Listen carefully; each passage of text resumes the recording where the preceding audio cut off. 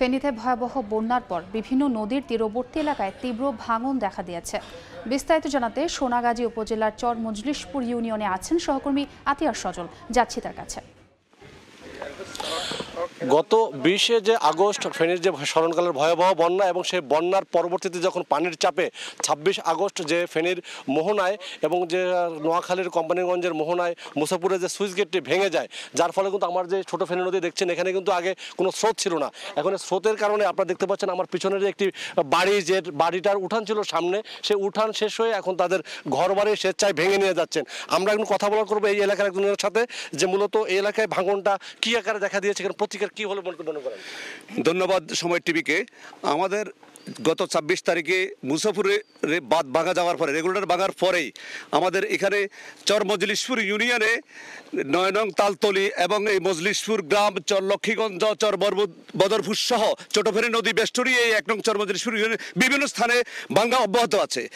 এরই মধ্যে যদি আপনাদের মাধ্যমে, সময় টিভির মাধ্যমে পানি উন্নয়ন বোর্ড কর্তৃপক্ষ জরুরি ভিত্তিতে ব্যবস্থা না নেয়, চর মজলিশপুর ইউনিয়নের ক্ষতিগ্রস্ত হবে হাজার হাজার পরিবার।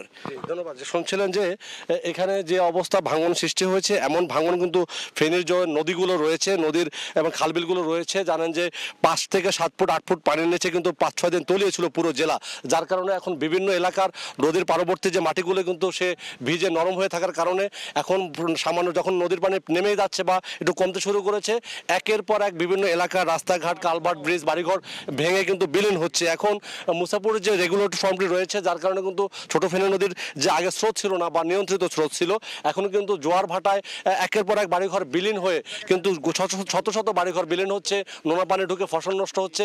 এখন সংশ্লিষ্টরা যদি দ্রুত সে সুইচ গেটটি আবার পুনরায় মেরামত বা যদি নির্মাণ না করে, তাহলে কিন্তু এসবের জনপদ কিন্তু ক্ষতিগ্রস্ত হবে। এবং স্থানীয়রা যেটা দাবি করছেন, এ সকল ভাঙন মেরামতে যে বিভিন্ন রাস্তাঘাট, যে সড়ক, মানুষের বাড়িঘর ভেঙে যাচ্ছে, যদি জরুরি ভিত্তিতে ব্লক বা জিও ব্যাগ না ফেলে রক্ষা করা না হয়, তাহলে ফেনীর বিভিন্ন জনপদ এবং কোম্পানিগঞ্জ, মুসাপুর এবং বিভিন্ন এলাকায় কিন্তু ভাঙন সৃষ্টি হতে ব্যাপকতা দেখা দিয়েছে। মানুষ এখন আতঙ্কিত, অনেকে নিজেদের বাড়িঘর ভেঙে নিজেরা নিয়ে যাচ্ছে এবং অনেক বাড়িঘর ইতিমধ্যে ভেঙে বিলীন হচ্ছে।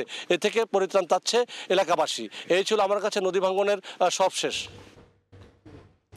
সরাসরি যুক্ত ছিলাম ফেনীতে।